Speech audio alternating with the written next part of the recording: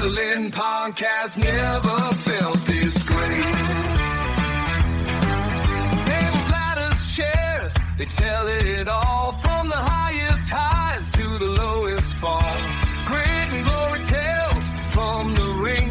Every chant, every cheer they'll bring. Devon and the Duke bring the heat. Wrestling tales knock you off your seat. Tune in now, don't you be late. Wrestling podcast never felt this great.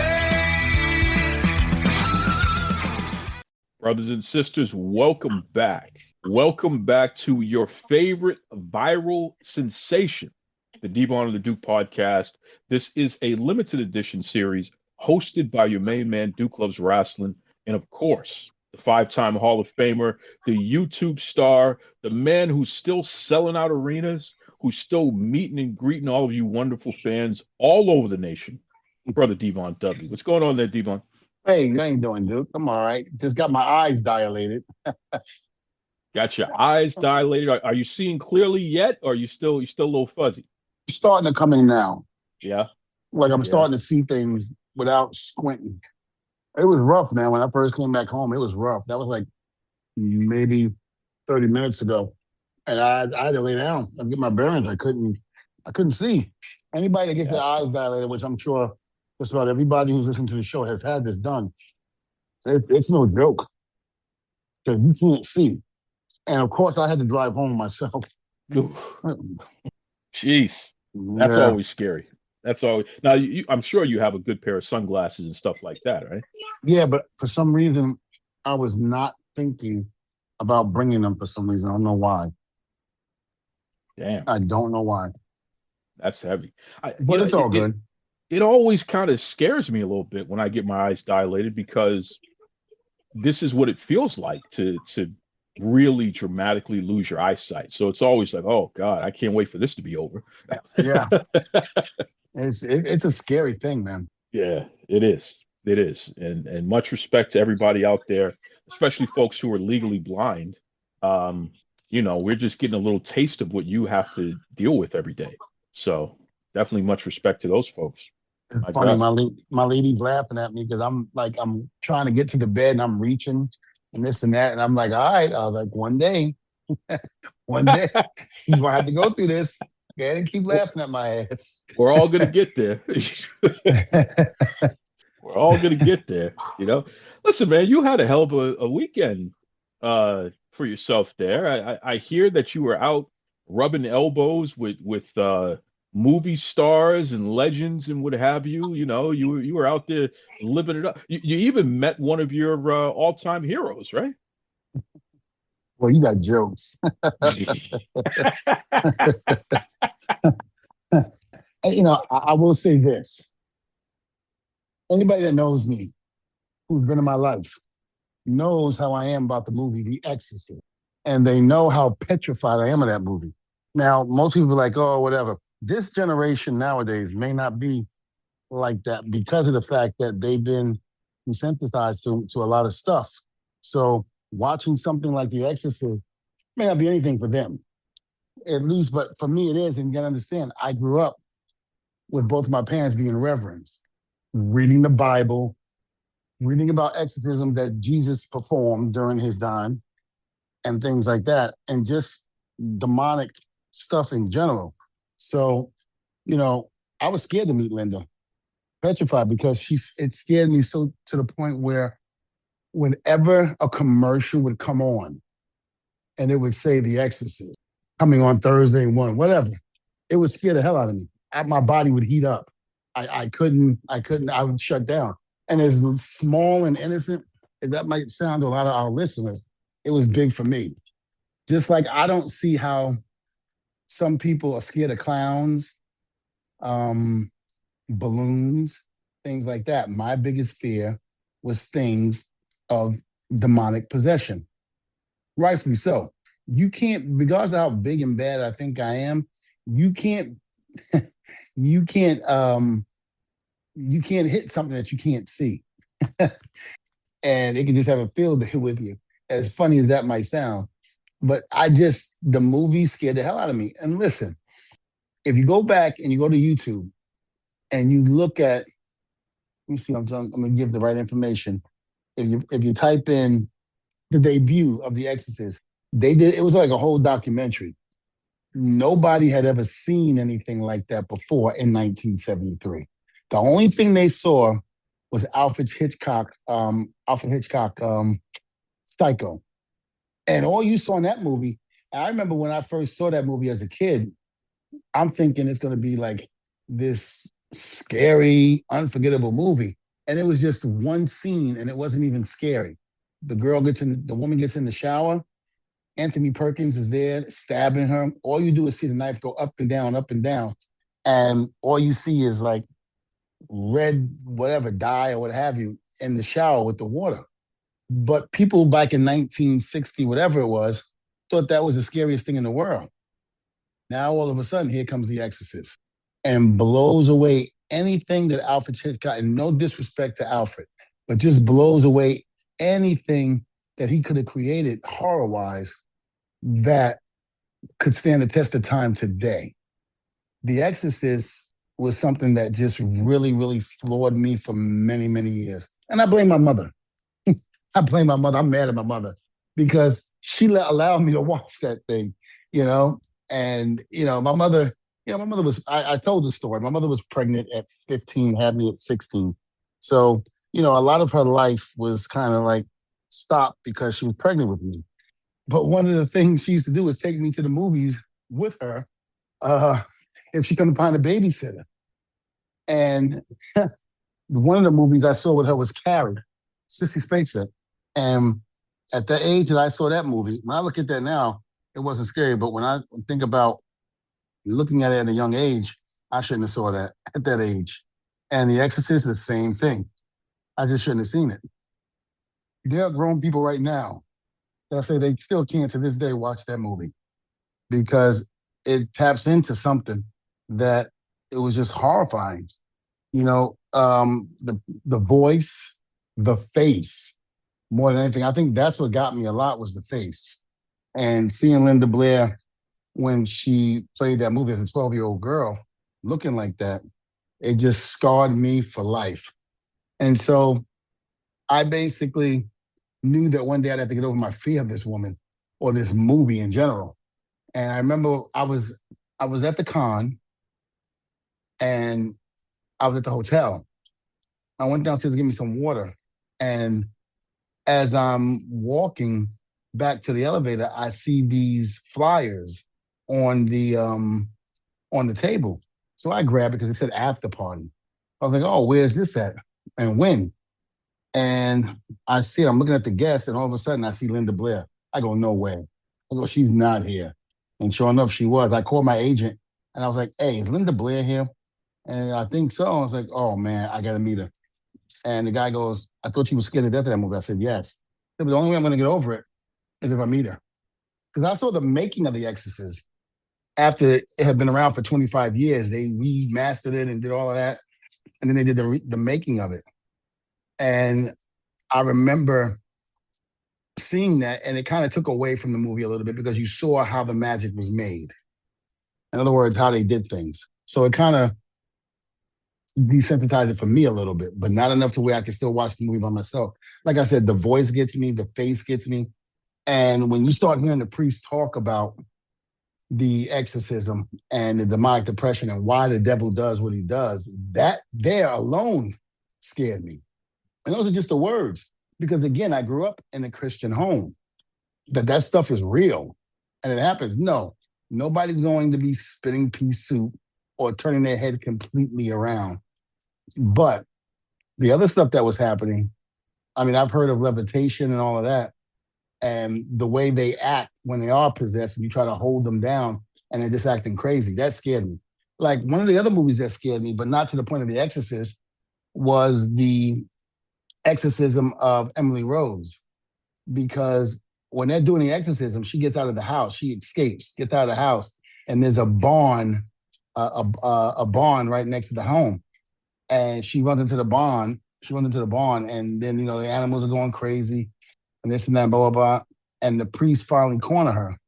And one of the biggest things they say with the devil is, number one, don't have a conversation with him.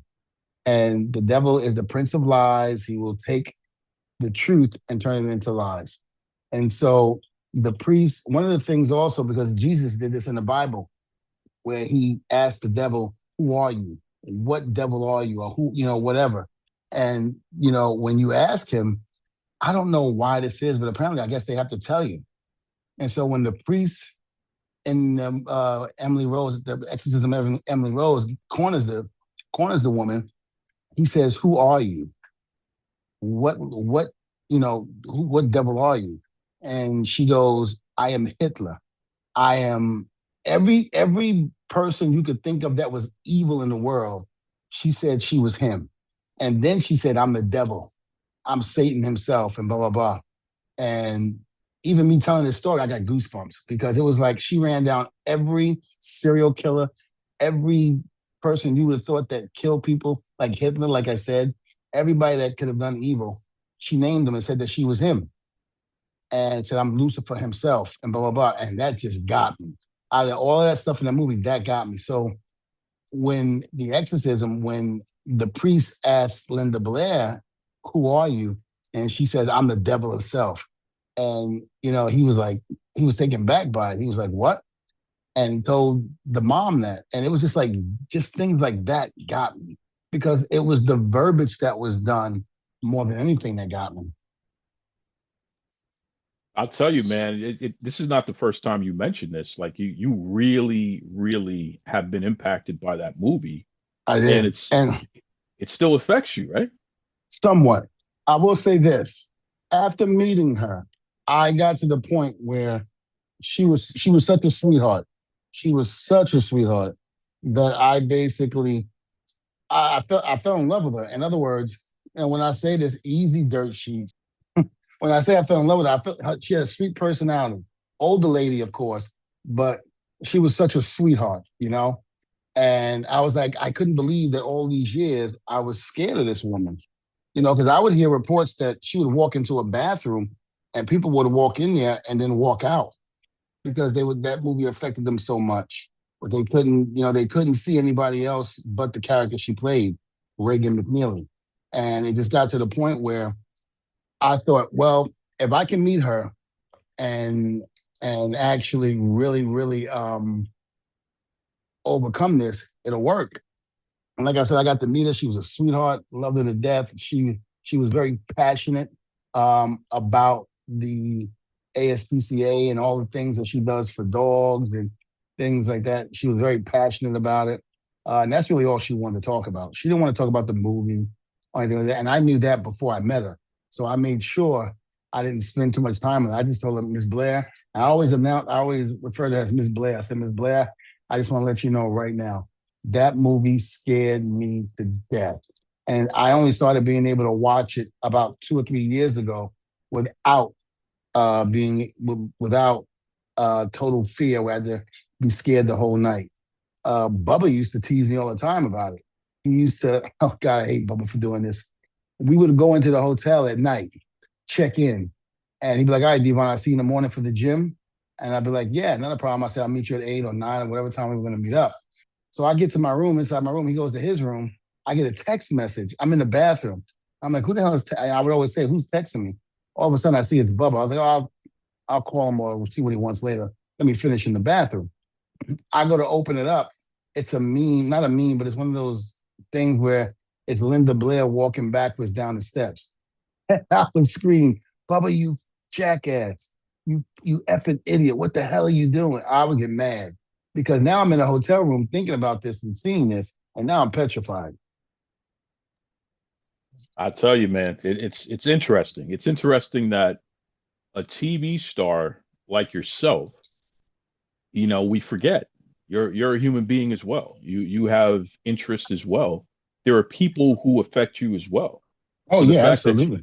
you got to meet Linda Blair of all people, it's like, wow, this is all the way back to your childhood, man. Yeah. I mean, it's amazing how when people come to me and say, man, you were my childhood, you the Hardy, you, Bubba, the Hardys, I loved you guys and this and that, blah, blah, blah. But now I'm telling Linda Blair, listen, you were my childhood in a weird sense, and you scared me to death. I'm sure she probably feels like she could take you now, right? Listen, I told her something came up about that. And I said to her, I said, listen, I said, I'm gonna tell you right now, you want to see me scream like a bitch? Act like you're turning your head around and see what happens. I said, I will scream like there's no tomorrow. I love it. I love it.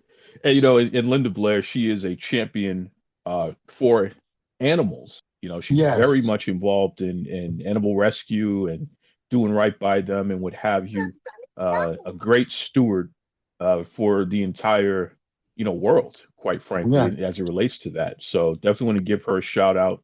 Who knows? Maybe one of these days we can have Linda come on and talk about her great work when it comes to taking care of animals and sharing some information about why that's such a passion of hers. Because she's a great person, right? She really is. Like I said, she's a sweetheart. I love her to death. She's a really person. I spent 3 days with her, at the Comic-Con. And like I said, nothing but respect for that woman.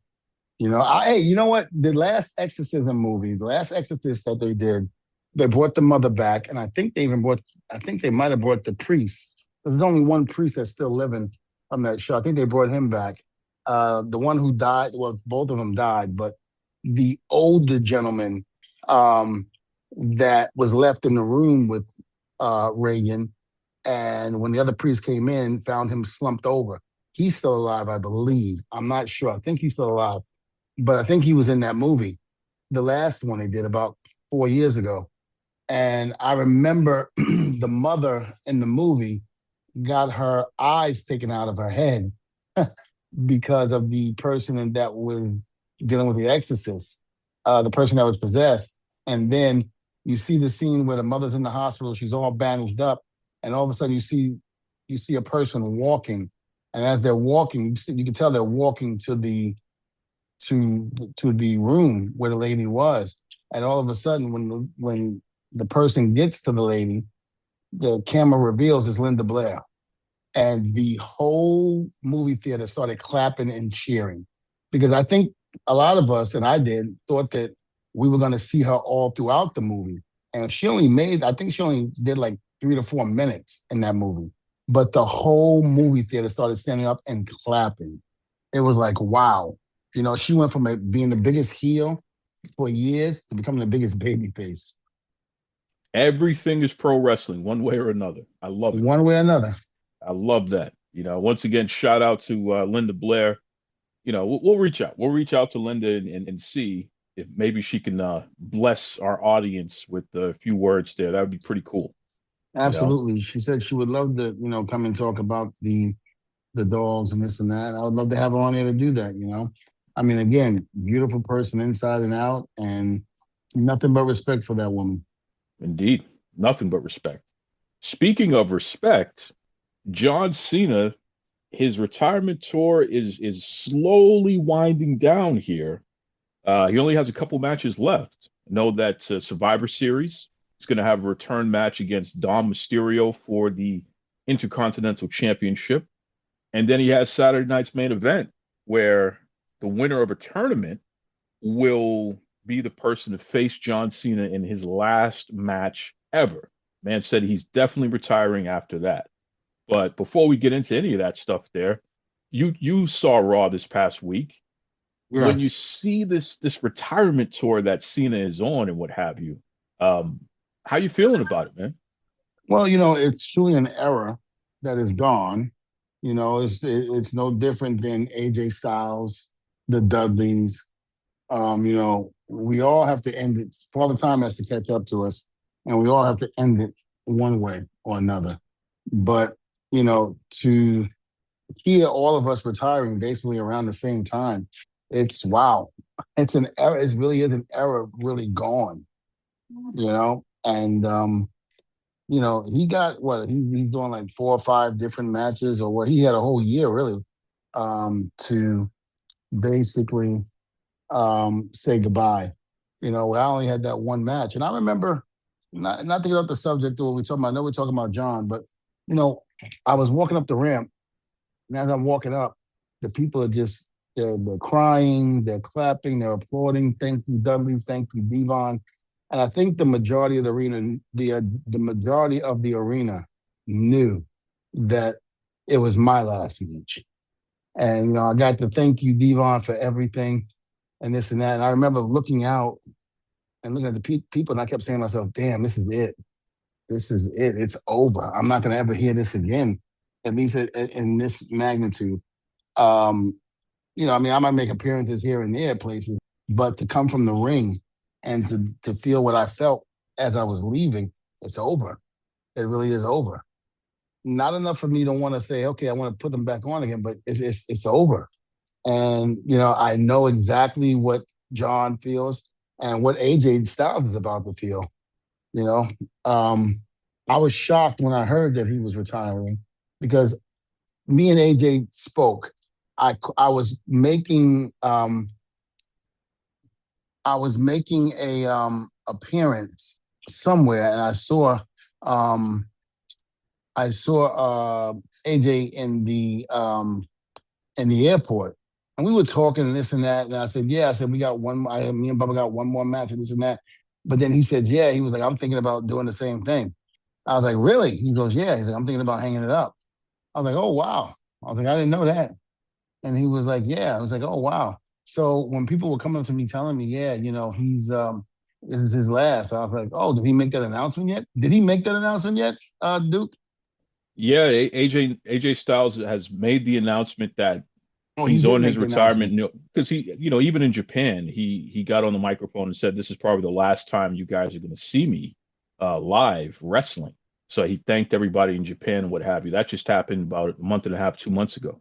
Oh, so he did announce it publicly. Yeah. Yeah. Yeah. I mean, it's sad. It's sad, but it's good because, we're all leaving on our terms. I left on my term, Cena left on his term. Listen, I remember when Cena first came in, you know, uh, I would have never dreamt in a million years. I remember seeing him in the locker room. He used to come in every time we go to California. He would come in, he'd be an extra, and he'd be sitting down, quiet as can be, wasn't talking and this and that. He minded his own business. And I just thought he looked like his name was in the Indies, the prototype. I mean, with the blonde hair, the crew cut, looking like Drago from Rocky Four. I honestly thought that, you know, he was. I thought he was a bodybuilder, and in my head, I was like, oh, there's no way this kid's gonna make it. I was like, he looks like too much of a bodybuilder, and this and that. Does he have it? And he proved a lot of people wrong. He proved that he did have it.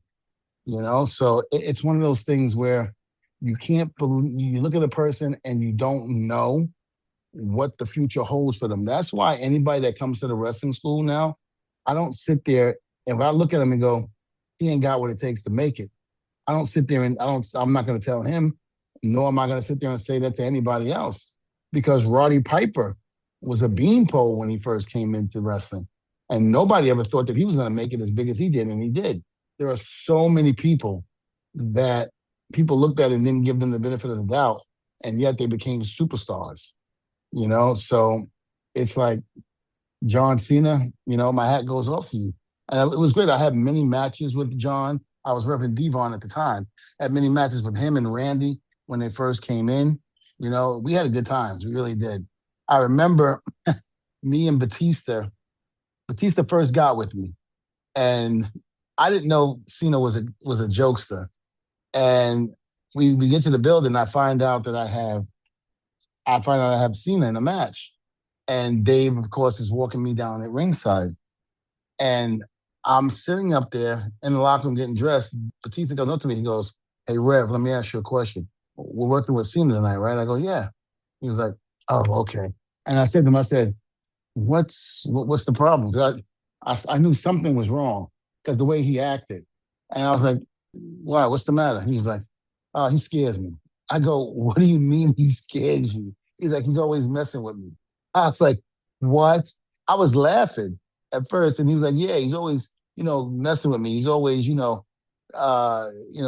me and all that." I was like, "Dave, what are you talking about?"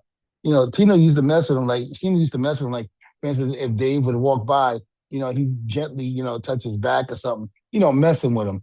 And Dave was like, "I feel uncomfortable, man. I feel uncomfortable." I said, "It's fine." I'm like, "There's nothing wrong with John. John is fine." So I went to Cena. I was like, I said, John, I said, let me ask you a question. I was like, when you and Cena was in OVW, did you ever mess with him? And he goes, what do you mean? I said, did you ever joke around with him? He goes, all the time. Why? What did he tell you? I was like, he said he's nervous to wrestle you. I was like, why did he say he was nervous? He's like, because he felt like every time you would walk by him or something, you'd mess with him. Like you'd grab his face and be like, hey Dave, how you doing? He started laughing. He started cracking up. And I'd be like, that's what I thought. I was like, you mess with him? He goes, yeah, I'm messing with him. He was like, I used to always mess with Dave because Dave was so easy to mess with. And I was like, I knew it. So I was like, do me a favor. Let's just do it out there in the show. I'll throw you out there, let Dave go to pick you up, and just go, Dave, I love you. And I remember I threw Cena out of the ring. Dave goes to pick him up, and then he jumps back. He goes, what the hell? And I go, Dave, throw him back in the ring. So we get in the back. I go, what the hell's wrong with you? He goes, Cena kept messing with me. You told me he wasn't going to mess with me. I was like, what'd he say? And when he told me, I was like, oh, God. I was like, Dave, he's messing with you, man. He was like, I don't know. He scares me. I was like, he's fine. I was like, leave that man alone. He's fine. He's just having fun. He was like, okay, Devon. But it was funny, man, because Cena was a big practical joker, you know. He used to always joke around like that. What's fascinating about hearing that is that when you think about who these guys are today, it's like, Dave Batista is part of one of the biggest series in the history of cinema in Guardians of the Galaxy. And not to Hmm. mention, especially back then in particular, he was a pretty big, imposing, scary looking dude. Yeah, but Dave was only tough when you pissed him off, you know. But other than that, Dave was a sweetheart. Dave was a gentle giant. You Yeah. know, he really wasn't like a myth like Brock. You know, Brock can just show you that he'd tear your head off. You know, but Dave wasn't like that. Dave was easily, you could easily approach him once you knew him because his size really intimidated you. And I remember going out in public with him and people would part like the Red Sea, because he was so damn massive, and so, that's one of the things I used to always, love about both of them, Cena and Dave. They were both jokesters. Um, Dave was Dave used to, mess with me all the time, in terms of he's like, hey Rev, what are we doing tonight? You want to go hang out all night? I was like, Dave, like, no, I'm not hanging out all night. I gotta get up in the morning, man. I was like, unfortunately, I gotta go to the gym. Not everybody can look as good as you. And he was like, oh, come on, Rev. We can just go out. We come back about 4 or 5 o'clock in the morning. I said, what? And then go to the gym at 7? He goes, well, yeah. I was like, no, Dave. I said, I ain't doing that. He's like, no, I'm just joking. I go, no, you're not. You're serious. I love it. I love it. That's one of the biggest requests that we get to do a deeper dive in your relationship with Dave Batista, especially in that time period where literally he was paired up with you. Because there's a Yeah. lot of folks who may have forgotten about that, who are stumbling across it now as they continue to research Devon Dudley because you're everywhere now. You know what I mean? So they're like, oh, wait a second. Dave was paired with Devon. Oh, what are those stories like? So definitely in a future episode, we'll do a deep dive. I know Dave's birthday is in January. So Right. maybe a couple of weeks before his birthday, we'll do a deep dive on Dave Batista as a nice little gift for not only our listeners, but for Dave himself. Because you've only put the guy over. You've never said anything. He didn't steal your energy drink or mouth off to you or anything like that. You've only put the guy over. So I think that would be fun just to hear you tell more of those stories. Yeah. Oh, You know, absolutely. And I mean, like I said, him and Cena both were great to work with, especially working together. He basically they both basically were just true gentlemen, very respectful, and students of the business. yeah, They really and were. and they took all those lessons and they continue to serve those guys in other industry, especially in acting. Dave in particular, he's a very sensitive person, and he makes no bones about that. He's a shy person. Yes, he's Um, very shy. yeah, and introspective. So because of that, I think that lends itself to him being such a solid actor. He's a fantastic actor. But it's interesting to see a guy who he can't hide, man. You know Well, what I now mean? again, But Dave lost a lot of weight. listen, I Dave, caught a lot of heat. I caught a lot of heat for that when you said that The Rock was looking Batista-ish. I got a lot of heat for that. They were like, "What do you mean by that?" I'm like, "Listen, it's a joke. They're friends of his. Come on, you know." But you're right. He has lost a lot of muscle mass. He sure yeah. has. I mean, and You it could have know. been Hollywood too, because Hollywood does that sometimes. We're bigger than the average guy. Yeah. So to have us on that set doing what we do, it's like Hollywood don't, I guess they don't want that. Yep. Triple H said something about that. He said that being on the set for Blade, he was Hmm. shocked at how short all these stars are. Oh, yeah, they're small. Wow. That's what, listen, even the women, I met, okay, let me see them, remember their names. Denise Richards. Dude, my, my pinky toe was bigger than her whole body. I'm standing next to Linda Blair. My forearm is bigger than her legs. Wow. And you're afraid of her. And I'm afraid of her. Think about that. You're afraid of her, I'm you like, what know? the hell? Yeah. Yeah. Well, they're average sized people, man. That's what it comes down to. You're the big guy, you know? You're Andre the Giant compared to Hollywood. That's amazing. Hmm. That's amazing. I Well, mean, that just, even the average guy on the street, believe it or not, yeah, is bigger than half of the people in Hollywood. that's amazing. That is Yeah. just amazing to even think about, And you like I know? said, the women are freaking tiny as hell. Wow. You would never It's know. You would never know. Yeah. You would never know. I saw a photo. I know they're not actresses, they're singers, but I saw a photo of Taylor Swift recently, and she was out with Sabrina Carpenter, who actually Sabrina's an actress who turned into a singer. So both big time singers doing well on the pop charts and what have you. Taylor Swift towers over Carpenter. Like you said, Carpenter, she's a little munchkin, very, very short, very tiny. And Taylor Swift, she's got to be about as tall as Charlotte Flair. She actually may be as tall as Nia Jax. Hmm. Taylor Swift is not a short person by any measure. So to see her next to somebody who's barely 5 feet was fascinating. It's like, wow, you are much bigger than her. Yeah, it's incredible how small these actors and actresses are. Here's the Wow. deal. Why are the women being called actors now and not actresses?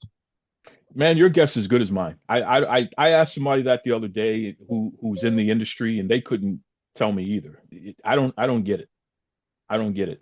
So Yeah. basically, actor is doesn't have a gender assigned to it anymore. That's what they're trying to do. You know what I Hmm. mean? It's not gender specific anymore. Whereas actress absolutely is gender specific. You know, but I don't know why it's necessary. What's the big deal with using the two terms? I don't get it. But you know, Listen, nowadays, it doesn't take much to make people do that. yeah, yeah, and hey, maybe the problem, Devon, and I'm slowly starting to get there. And you're a couple years older than me. I'm coming up on my 43rd birthday in a couple weeks. Wait a minute. How am I? Okay. I said You're you're a fun. couple years older than me. I didn't call you an old man. You're a Hey. funny guy.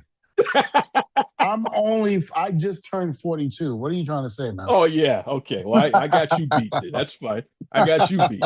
I got more gray hairs than you anyway, so it is what it is. You know. But I'm starting to realize, man, you know what? It just ain't for me. Like you turn on the radio to like most of the top 40 or most of the hip hop, and I'm just like, oh, okay, I can't listen to this. You know what I mean? And you watch some of the stuff that's popular on TV today, and Yeah. it's just like, this ain't doing it for me. You know? Listen, I saw a video of Snoop Dogg and 50 Cent talking about today's music. And they were pretty much bashing it, saying some rapper asked Snoop to be on one of his songs. And Snoop said, I told myself, I ain't being on that shit. I can't stand today's music. I'm like that, don't even know what the hell they saying half the time. He's like, I don't want to be a part of that. And they were all agreeing, but I agree though.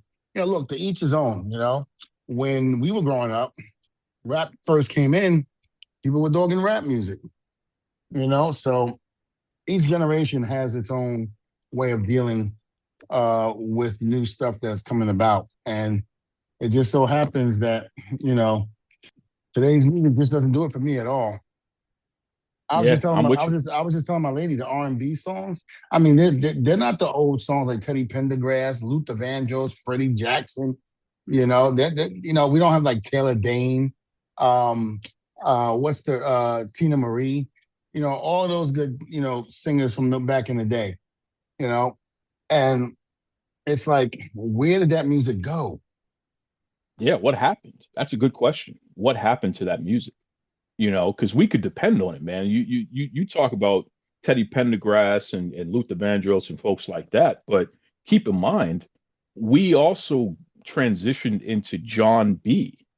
You know what I mean? And then we transitioned into Maxwell and D'Angelo, Angie Stone, Erica Badu, Jill Scott. Like we had a run. It kept going.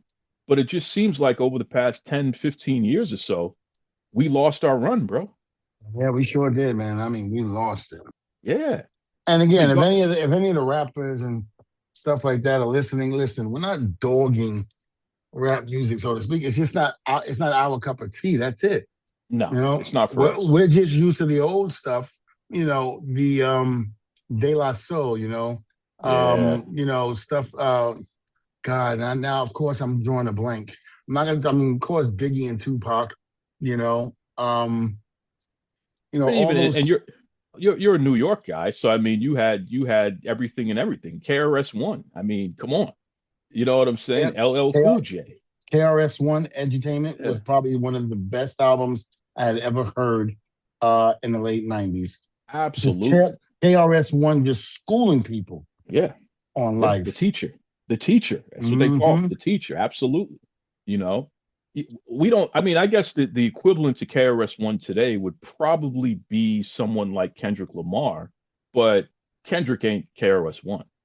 No, there's only one KRS-One. Yeah, yeah, it's different. It's definitely different. But I don't know, man. It's interesting. But again, it just even watching wrestling. I mean, I got to tell you, Devon, even watching WWE at times, this kid Javon Evans, who I'm a fan of. I like the kid. I can see he's a quality performer.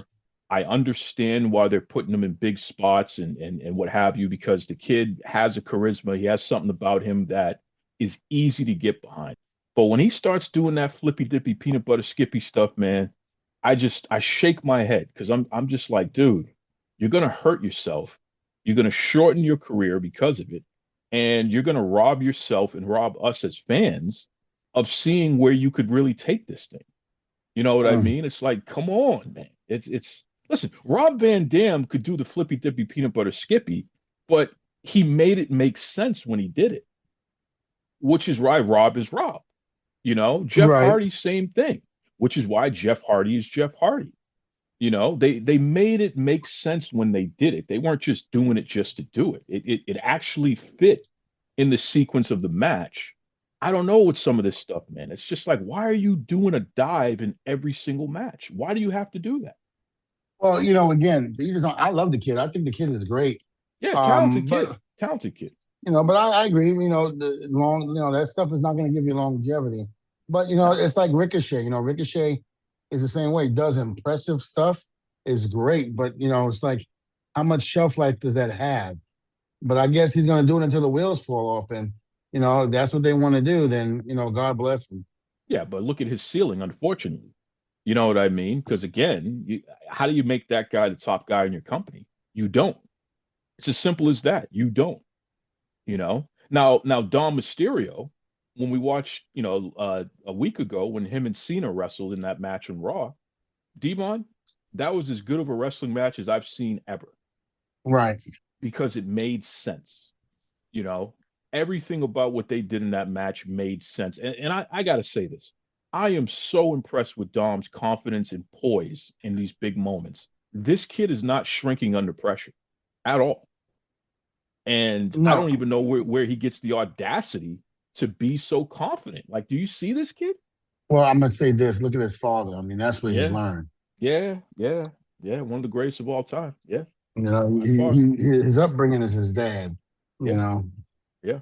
and It's true. that's where it happens. So, you know, again, these guys in NXT, they're doing great. You know, but again, it's like how much shelf can you have if you're doing all of that flippity flying stuff? Yeah. It's listen, if I ever see Devon Dudley do a suicide dive, I'm turning the damn TV off. I'm done. I'm done. All right. Don't listen. Don't go to ECW because I did it once or twice. Bitch. Oh, listen, we're gonna have to have people look that up. I want you listeners out there to look up. So if it's going to take you a minute now, but I want you to find and send me the clip of Devon Dudley doing dives in ECW.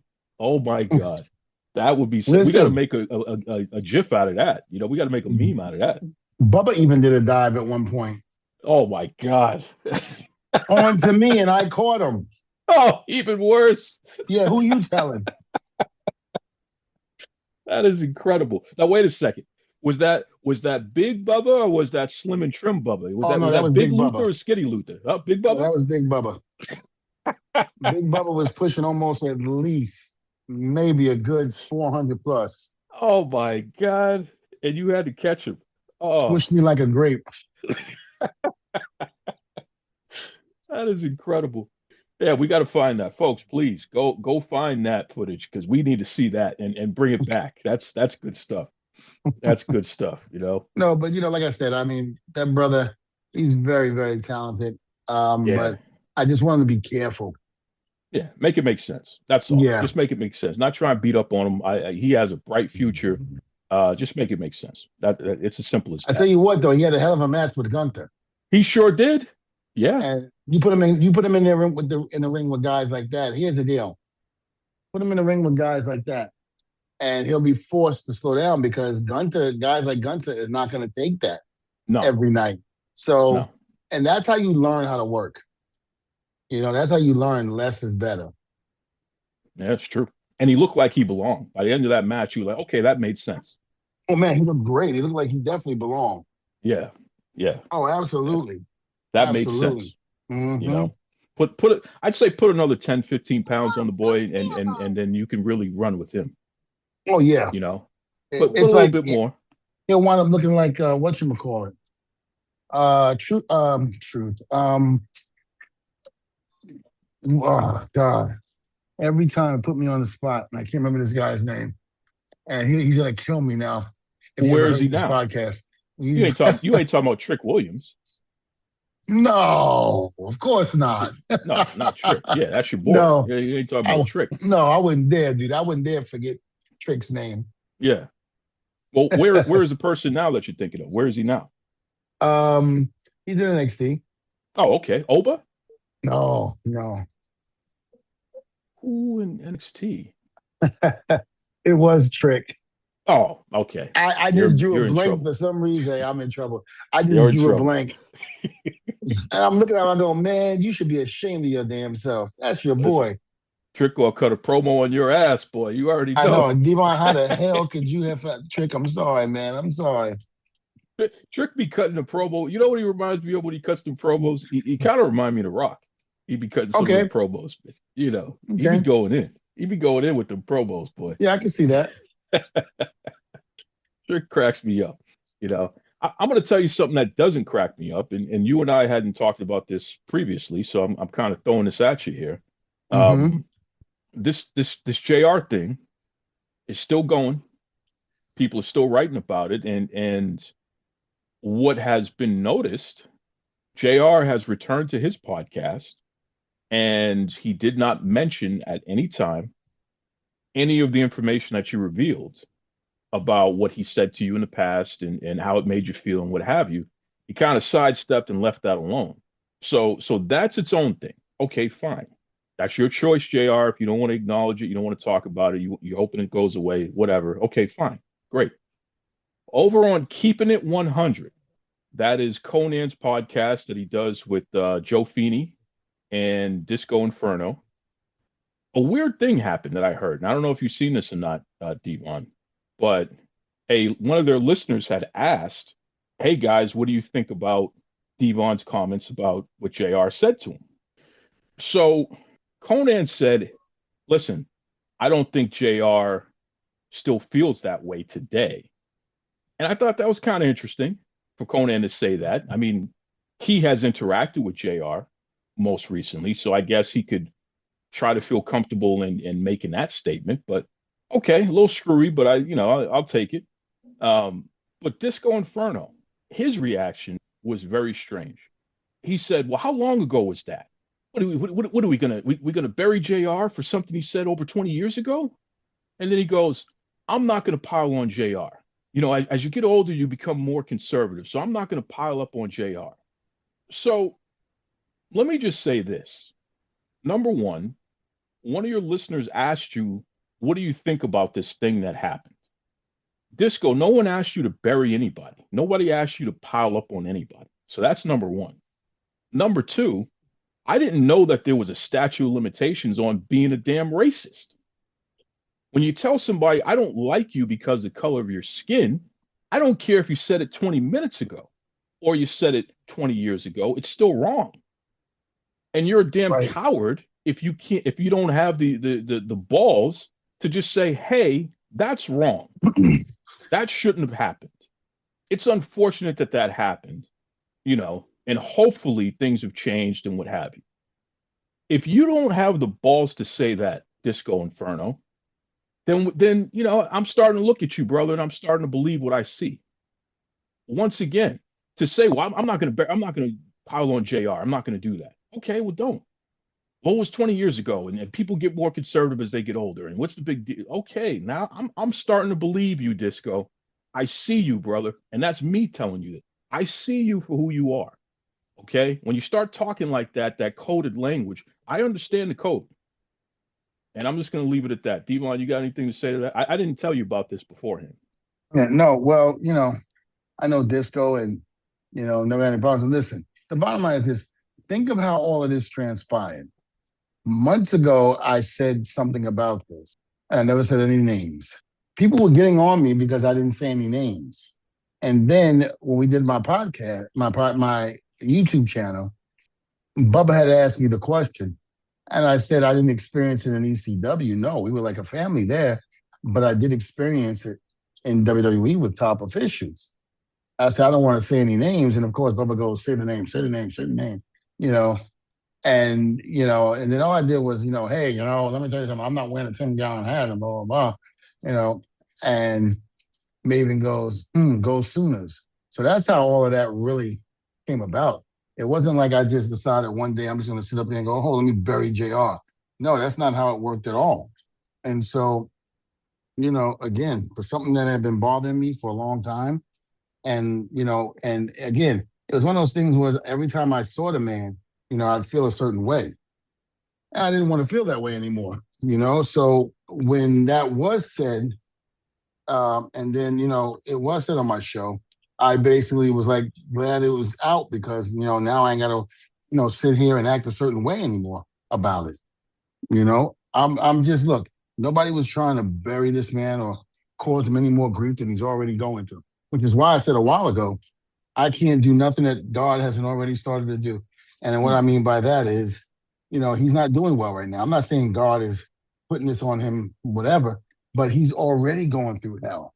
So, for that to have been, for that to have come out, it is what it is. But if it would have came out when he died, then it was like, okay, well, now you're getting on the man and he's dead. It's like you can't win or lose. So whether I say it when he's alive, or I say it, but again, people say, "Why didn't you say it 20 years ago?" Did you not understand what I said? I was in a position where I didn't feel like I could say anything. Of course not. He was your boss. Yeah. What were you going to do? Give up your whole career? And people just don't understand that.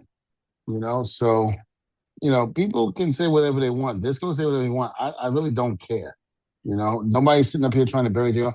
And like I said with Hogan, when Hogan came to me and told me, Devon, hey, that's not me. I'm sorry. and this and that. I was like, okay, Hope, you're coming to me. You didn't have to come to me, but you did, and you're telling me you're sorry and this and that. That's not you and this and that. So I'm gonna forgive the man. And people say, well, could you forgive JR? Well, yeah, I can forgive JR. If I can forgive Hogan for him saying what he said, I can forgive JR. So it's not like I would sit up here and hold a grudge for the rest of my life against him, but I did not like it or appreciate what the man said and did back then, and it happened to come out. So, again, you got to be able to know whatever is going on in somebody's head at that time. They got to be thinking something, in terms of whether they believe what they're saying or not. And I honestly believe that he did believe what he was saying back then. So again, it's not my place to sit here. You guys take it for however you want to take it. I understand he was the voice of the Attitude Era and he was loved by many, but like so many of us, we have a dark side to us, or we have something that we're not proud of. Don't know if he's not proud of it because, again, he's never said anything. He's never apologized or anything like that. So I don't know. I don't know. But what I do know is that, Disco is trying to bury, us or what have you. For us saying this, then Disco, you're wrong. I'm just going to say that. And, I'm not going to try to get in the shouting match or go back and forth with you and give the dirt sheets, something to talk about with this. But, again, that's my belief. You're not African American. You don't know how it feels, whether it was 20, 30, 50 years from now. People are still getting apologies from racist people back in the 50s and 60s today because it still hurts. People are still getting apologies today from people. So again, say what you want, but I know what I was feeling, and I know what I felt all the years. And I know exactly, if JR ever wanted to have a conversation or a phone call, I would have one. I would talk, yeah, we could talk and this and that and blah, blah, blah, about it. I'm not opposed to it. But again, you said things that weren't right back then, regardless if it was because you had power or not. You said it, and it was wrong. So, you can either own up to it or just let it fly. Just don't even say anything about it. Just do what you've been doing. Go on with your podcast, go on with your life. I'm not asking you, I'm not begging anybody to come to me to apologize for what they said to me or have done. You could do and say whatever you want to say. Well, that's the irony of it. You've been a complete gentleman and far more classy about it than I would be, quite frankly. Mm-hmm. But just to put a button on this, Conan sued WCW and won, by the way, on racism. He was discriminated against in that company. He was able to provide the evidence, and it worked out for him. And I believe him. He was careful in how he responded. So I don't have any heat for Conan on that. It is what it is. It was a little screwy, but I think you passed the sniff test, so to speak, by saying, well, I don't think he's that way anymore. Which, okay, well, you know him today, so maybe he's not. What didn't happen, no one was able to say, well, it's not true. Joe Feeney, to his credit, was able to point out, well, there were witnesses there, and in at least one of them, Bubba, he went on record saying, yes, that's exactly what happened. So they couldn't try to discredit you there, Devon, because that, just like you said before, that's a white guy pointing it out that it happened. So we could put that to rest, right? But for Disco Inferno to take that stance as if there's a statute of limitations on racism, this guy was the head of talent relations and he's a Hall of Fame commentator, basically one of the faces of the company and one of the top executives in the company, has the power to decide if you work there or not. And he robbed you of your dignity in those moments in front of people on top of that, right? For people to turn around and hear a story like that, and the best that they can come up with was, I'm not gonna bury JR. I'm not gonna do that. I'm not gonna pile on JR. That was 20 years ago. People get more conservative. So conservative means racist to you, Disco Inferno? Because I got some conservative friends, and I'm sure they would disagree with you on that. Conservative means racist? When people speak, folks, and they reveal who they are, believe them. I believe you, Disco. I believe you. let me come off of that real quick and end it on another note. Uh, Tony Khan did a big interview with Ariel Helwani. Ariel Oh, my good friend Tony. your good friend Tony. You know, uh, Tony went on Ariel's show, and Tony kept boasting about the fact that he's been answering most of the questions. So he finally decided to actually answer questions. Unfortunately, a lot of what he said was just not truthful. He claimed that AEW was finally gaining on WWE in the ratings, which just a complete Wow. No, fabrication. no, he didn't go public and say that. No, The he man didn't. said it with a straight face. No, Duke, I love you to death. I do. I love you to death. You're my boy, but you and I'm gonna have to call you a liar. He said Th- it, bro. this- oh boy. He said it. He said it. It was Oh, one of the biggest lies I have ever heard in my life because it's so not true. It's so easy to point out how not true it is. It was fascinating. And he didn't stop there.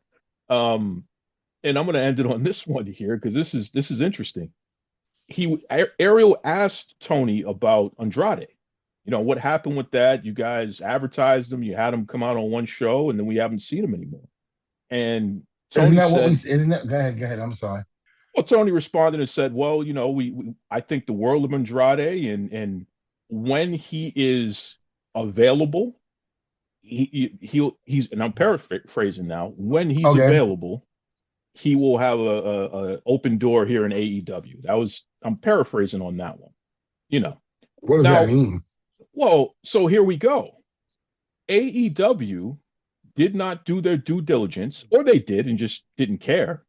But Andrade was still under contract with WWE because he had a Mhm. non-compete clause. They didn't do their due diligence, or they did and just ignored it. And they violated Andrade's deal with WWE by featuring him on TV and signing him to a deal which is basically null and void. It's not a legal deal that you signed him to. Mm, that what happened That's what happened. Now here's something interesting because people don't know the history. This is not the first time AEW has done this. with the Brian, WWE talent? yes, Brian Kendrick.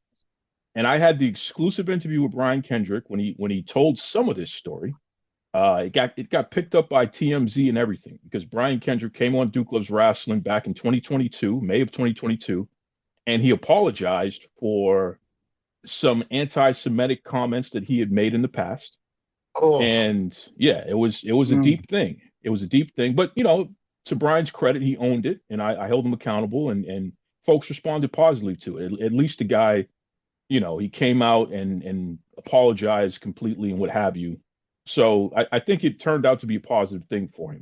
But Brian Kendrick let the WWE know he no longer wanted to be a trainer and work for them. So he basically said, "Yeah, I'm done," and he quit essentially over the phone. And then he went to AEW and told them, "Yeah, I quit over there, so I'm here now. If you guys want me, I'm here."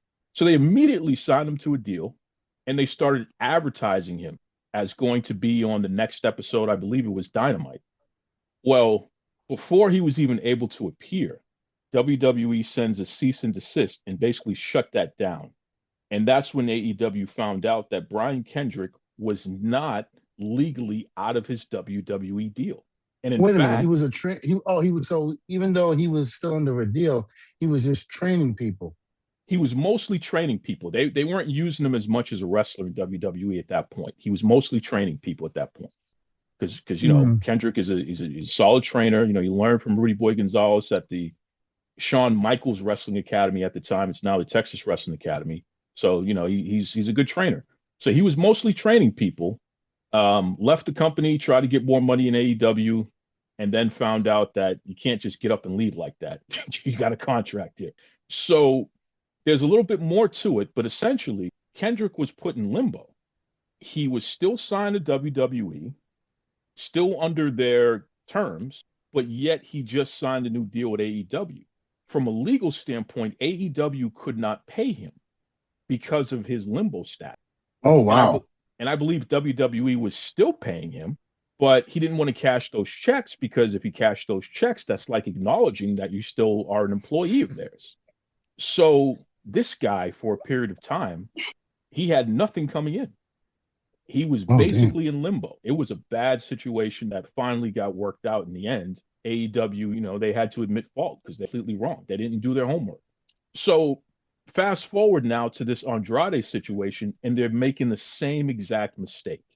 This is sloppy.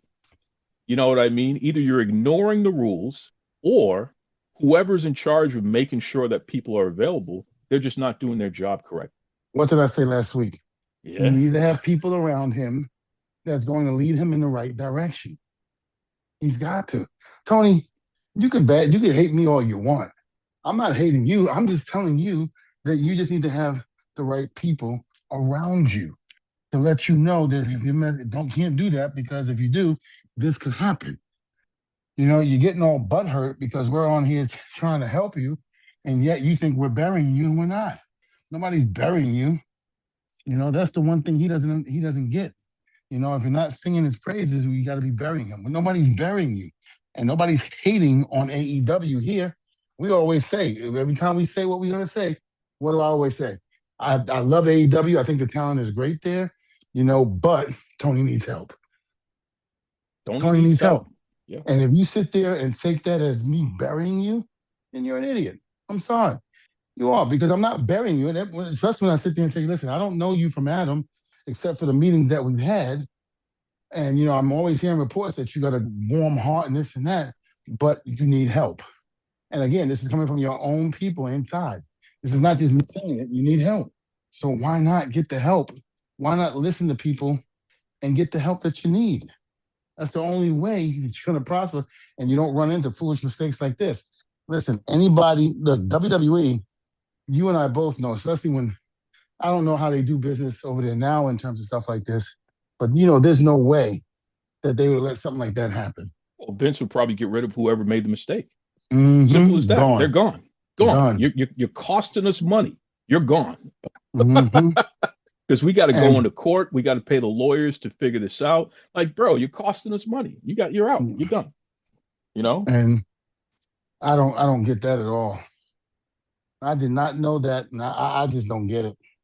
Once is a mistake. Twice, you're either sloppy or you just are disregarding the law. Either way, something ain't right over there. Mm-hmm.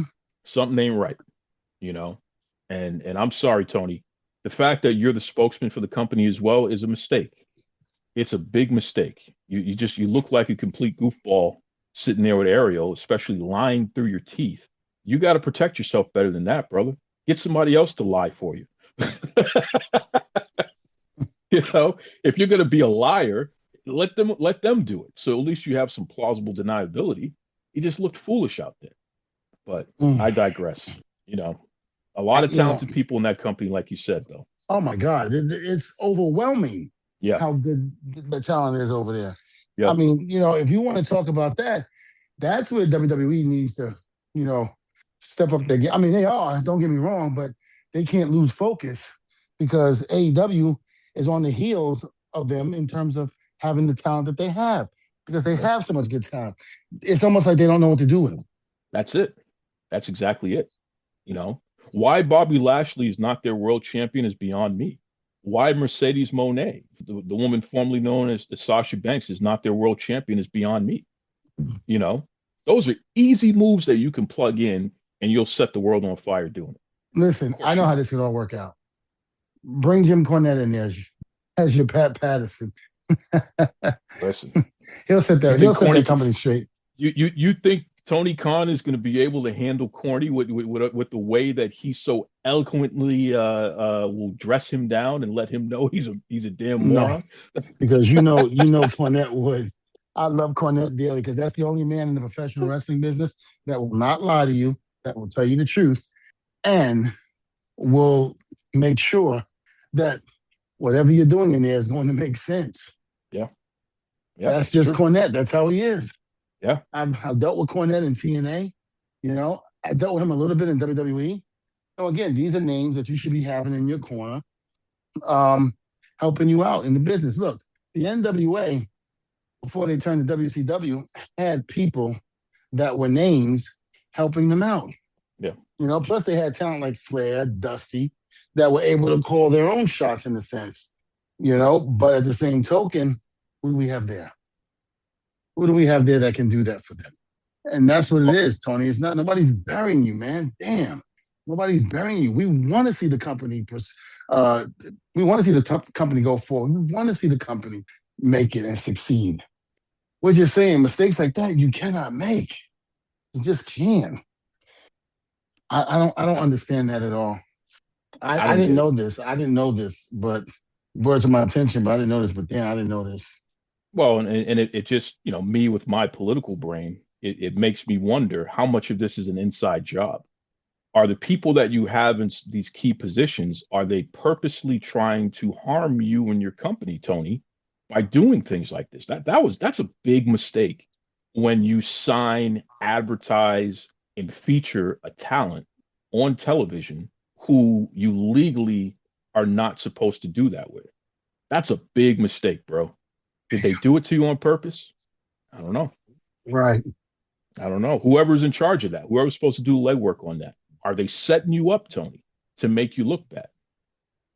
I'll just leave it there. We're gonna have to start charging Tony Khan for consulting, because we're kind of giving him the keys here. Yeah, but if you ain't taking it, then I don't know what to tell you. Yeah, that's a good point. That's a good point. Anyway, and big believe me, it's not just us. No, we're not the only ones trying to tell them. So no, and there are people in that company who try to talk some sense into him, but unfortunately, I think that Tony likes his ego stroke. He likes people that are into his mania. So yeah, Tony, make me a drink and give me a hug and let's talk about how great everything is and all that nonsense. I don't think Tony responds well to being told, hey, this is not working. We need to do something better than this. And, that's a flaw. That's a flaw in his leadership. And that's why they are where they are. We'll leave it at that. That sucks. What's the best way everyone can keep up with you, Devon? Because you got a whole lot going on, from the YouTube to the wrestling school, the whole 9 yards there, bro. Ooh, man, where do I begin? Well, I got my YouTube channel, of course, like you mentioned. I mention all the time, Devon Dudley YouTube channel. And of course, Testify Devon on Twitter. And of course, Testify Devon on Instagram. And I'm also making an appearance this week coming up. Hold on, let me find it. I'll be at the Illinois Comic-Con, November 22nd through the 23rd, signing autographs and getting to see the great people of Illinois. So come on out and show your love and support, and let's have a good time and testify. I love that. I love that. Definitely show your support. The Hall of Famer himself, Devon Dudley, making himself available all throughout the nation. Hey, you know what I might try to do? What's that? I think I'm gonna try to get in touch with Linda Blair's agent and see if she can come join me. Oh wow! Okay, look at that. Look at that. You're gonna. Is this your way of trying to overcome your fears? There.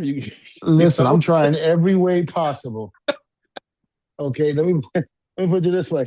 I was looking at something on my internet went out, and I had to reboot everything. And I'm not tech savvy at all. And I'm sitting up there trying to figure it out. Can't figure it out. So there was a thing that said a list of categories. And you go down, you got movie thrills, then it said horror. I said, let me see what they got for horror.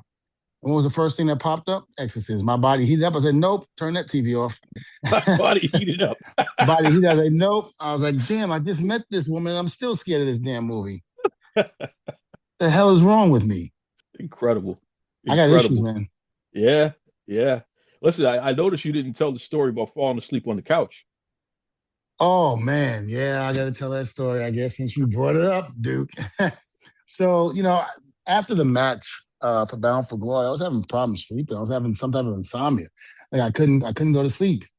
And it was going on for weeks.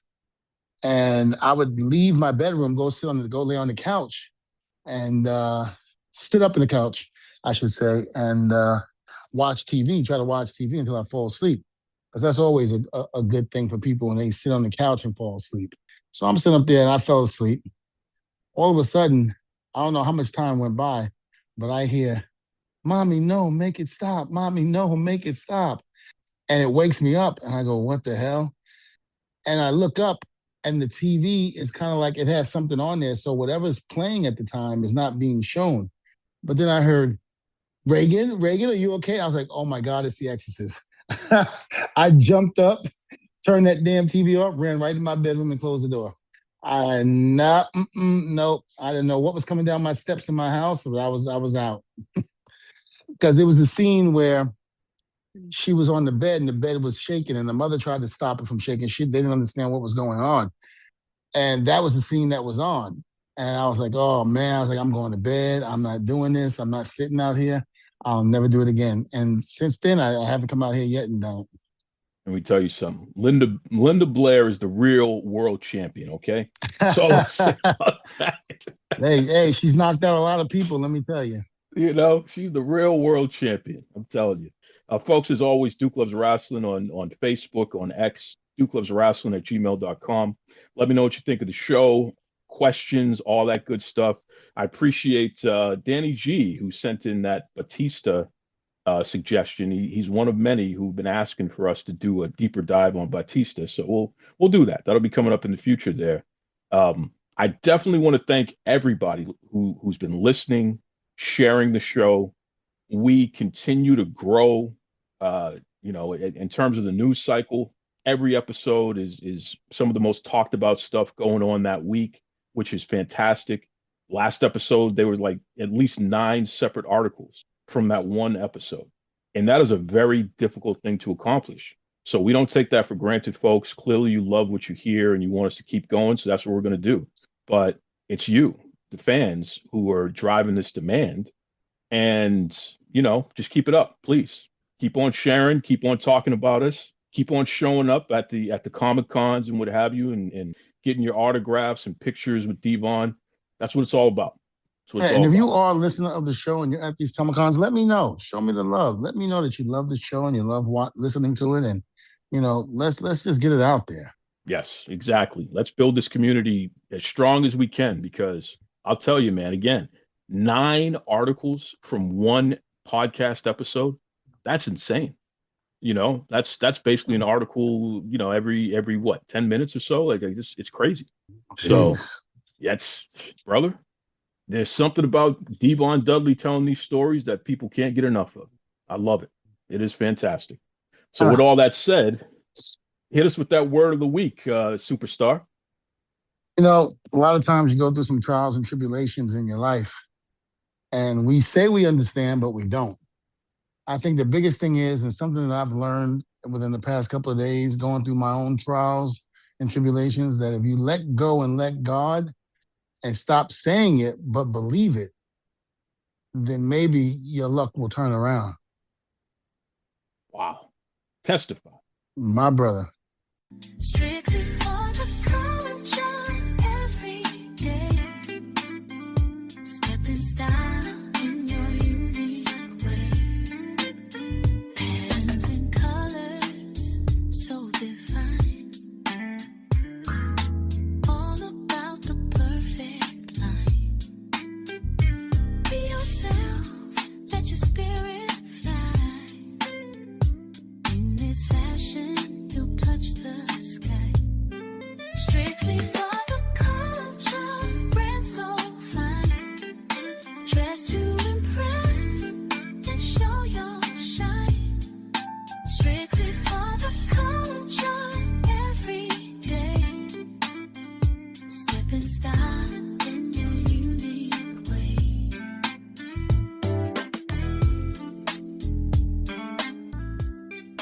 Visit www.strictlyfortheculture.ca.